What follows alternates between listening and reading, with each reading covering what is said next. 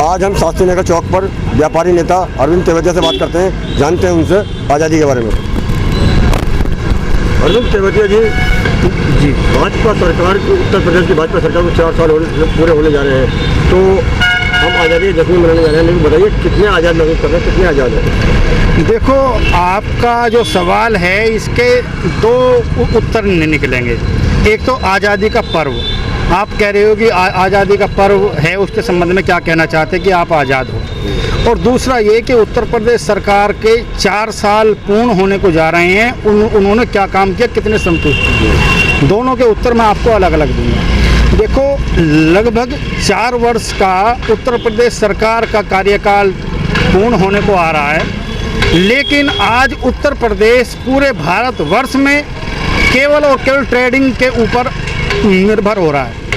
उत्तर प्रदेश के अंदर केवल ट्रेडिंग हो रही है, मैन्युफैक्चरिंग उत्पादन के नाम पर 0 बटे सन्नाटा होता जा रहा है। पिछले 4 साल में उत्तर प्रदेश के अंदर उत्तर प्रदेश सरकार के द्वारा क्या उद्योग धंधे स्थापित किए गए हैं, ये सब लोग जानते हैं। रोजगार के नाम पर कुछ भी काम होता नहीं दिखाई दे रहा है। शिक्षा के क्षेत्र में कोई काम होता नहीं दिखाई दे रहा है। व्यापारी आज बेहद परेशान स्थिति में है। युवा रोजगार के लिए दर दर की ठोकरें खा रहा है। एक मजदूर झाड़ी मजदूरी के लिए दिक्कत में आ रहा है। एक आम आदमी को आज अपने भरण पोषण का संकट से जूझना पड़ रहा है। उत्तर प्रदेश सरकार ने पिछले लगभग 4 वर्ष का उनका शासन होने को जा रहा है। उन्होंने युवाओं के लिए शिक्षा के क्षेत्र में और उद्योगों के क्षेत्र में क्या कार्य किए हैं। मैं ये चाहता हूँ, व्यापारी नेता होने के साथ साथ में मैं इस भारत के उत्तर प्रदेश का एक निवासी भी हूँ। मैं देश के प्रदेश के प्रत्येक नागरिक से ये कह देना चाहता हूँ कि आप वोट दो और अपना वोट अवश्य दो, लेकिन वोट उसे दो जो वास्तव में आपके लिए जिसने काम किया है, जो काम करना चाहता है।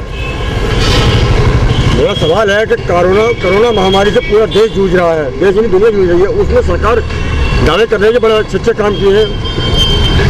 सरकार के द्वारा जो कार्य हो रहे हैं वो जग जाहिर हैं। एक आम आदमी अगर अपने ट्रीटमेंट के लिए, कोरोना के लिए कहीं जा रहा है, तो उसको वास्तव में उसका सही उचित प्रकार से ट्रीटमेंट नहीं हो पा रहा है।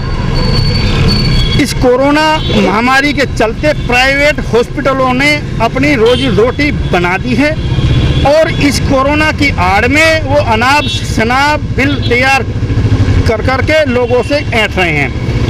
कई जगह आप लोगों के माध्यम से उनका पर्दा पास हुआ है कि उन लोगों ने अनाप शनाप जिन लोगों की कोरोना रिपोर्ट नेगेटिव आई है, उसके बावजूद भी उनकी रिपोर्ट पॉजिटिव दिखा करके उनको हॉस्पिटल में रखा गया और उनसे पैसे वसूले जा रहे हैं।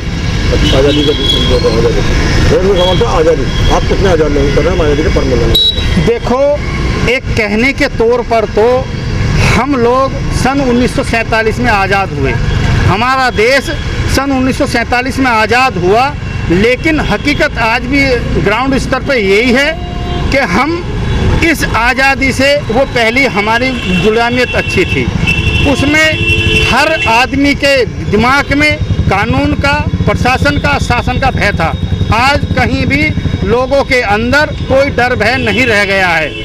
कानून स्थिति, कानून व्यवस्था दिन प्रतिदिन टूटती जा रही है, लोगों का विश्वास उठता जा रहा है। व्यापारियों के प्रति सरकार का रवैया कैसा है वो सब आपको साफ साफ दिखाई दे रहा है। व्यापारी बेचारा परेशान है। दिन प्रतिदिन व्यापारियों के साथ में कहीं ना कहीं अप्रिय घटनाएं, लूट, चोरी, डकैती जैसी घटनाएं घटित हो रही हैं। सरकार के द्वारा, प्रशासन के द्वारा केवल आश्वासन दिए जाते हैं कि किसी भी वारदात का कोई खुलासा नहीं होता है। तो अभी मैं अपने इस शास्त्री नगर क्षेत्र की बात कहूँ, बीते दिनों एक रात में 16 दुकानों के ताले तोड़े गए। 16 दुकानों के ताले तोड़े गए। व्यापारियों ने प्रशासन पर दबाव दिया तो एसएसपी साहब ने कप्तान साहब ने उस चौकी इंचार्ज को लाइन हाजिर कर दिया। मैं पूछना चाहता हूं आप लोगों के माध्यम से, क्या ऐसे किसी चौकी इंचार्ज का या एसएचओ को लाइन हाजिर कर देना, ये कानून व्यवस्था ठीक हो जाएगी?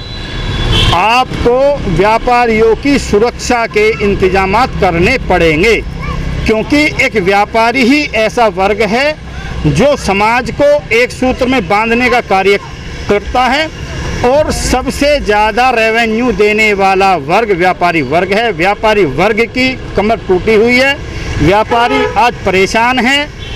व्यापारी परेशान होगा तो पूरे देश की जनता परेशान होगी।